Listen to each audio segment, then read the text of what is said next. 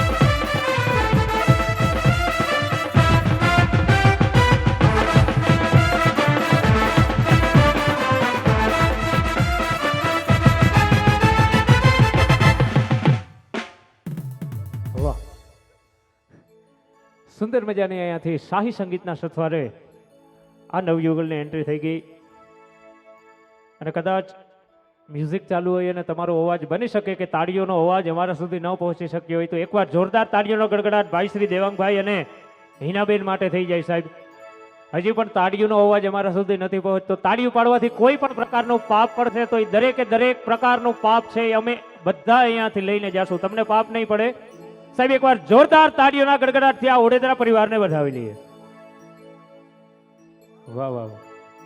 બહેનોએ જમી લીધું છે, લગભગ ભાઈઓને જમવાનું બાકી છે, કંઈ વાંધો નહીં. જમીન પછી તાળીઓ પાડજો. જે કોઈ પણ માતાઓ અને બહેનો હજુ પણ જમવામાં બાકી હોય તો તે તરત જ જમવાનું અવિરત ચાલુ છે તો રસોડા વિભાગ તરફ પ્રયાણ કરે. ફરી એકવાર જે કોઈ પણ માતાઓ અને બહેનો છે જમવામાં મહેમાનો હજુ પણ બાકી હોય તો તે દરેક માતાઓ બહેનો છે જમવા માટે જાય. અને હવે પછી અહીંયાથી આપણે સર્વે પ્રથમ રાઉન્ડ છે માતાઓ અને બહેનો માટેનો હાથતાળી રાસના રાઉન્ડની શરૂઆત કરીએ છીએ. તો અહીંયા પધારેલા દરેક માતાઓ બહેનોને હું વિનંતી કરીશ કે આ રાસની શરૂઆત થાય, મ્યુઝિકની શરૂઆત થાય એટલે રમવા માટે થઈ અને તરત જ ગ્રાઉન્ડની અંદર પધારવા માટે વિનંતી. આપણી વચ્ચે શ્વેતાબેન ગોઢાણીયા પણ ઉપસ્થિત છે, તેમને પણ આ રાઉન્ડની અંદર જોડાવા માટે હું અહીંયાથી સ્ટેજ ઉપર આમંત્રિત કરીશ. અને ફરી એકવાર આપણો જ ઘરનો જ પ્રસંગ છે, ઘરનો જ પ્રસંગ સમજી અને કોઈને જગ્યાએ આવી અને માતાઓ અને બહેનોને ઊભા ન કરવા પડે સાહેબ. પોતાનો પ્રસંગ સમજી અને દરેકને રમવા માટે થઈ અને તરત જ ગ્રાઉન્ડની અંદર પધારવાનું છે.